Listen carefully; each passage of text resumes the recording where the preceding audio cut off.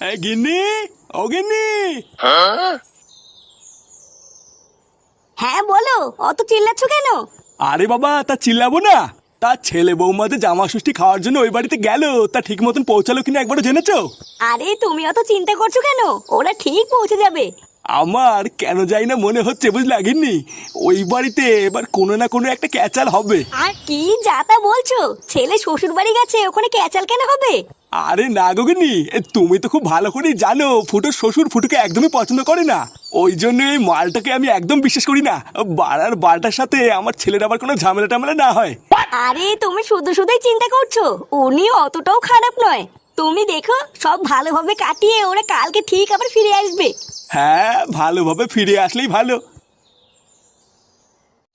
তুমি জামাইয়ের সামনে ওইসব কি ব্যবহার করলে বলো তো?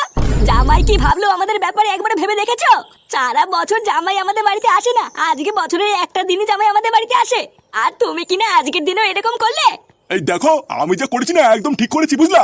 চালা ছোট লোকের বাচ্চা এসে এত নাটক করে এত রসের রসের কথা কেন বলে আমি বুঝি না নাকি? এই সবই হলো গেলার ধান্দা, বুঝলো তো? তুমি না বুঝলেও আমি খুব ভালো করে বুঝি। চালা খানকির ছেলে বছরে একবার শ্বশুর বাড়িতে এসছে, লেওড়া হাতে করে একটা মিষ্টি পর্যন্ত আনিনি। আরে জামাই হয়তো ভুলে গেছে, ওই জন্যই মিষ্টি আনিনি। আর আমাকে প্রণাম করাটা, তোমাকে তো সেটা অব্দ করে প্রণাম করলো, কই আমাকে করলো না তো? এই দেখো, আমি অত কিছু জানি না, তুমি জামাইয়ের সাথে আর বাজে ব্যবহার করবে না বলে দিলাম। আর এই চামেলি, তুই এখানে দাঁড়িয়ে দাঁড়িয়ে কি বাল শুনছিস নাকি? দাদা বাবুরা এত দূর থেকে এসছে, গিয়ে এক গ্লাস জল দিতে পারতিস না? আচ্ছা দিদিমণি, আমি এখনই যাচ্ছি।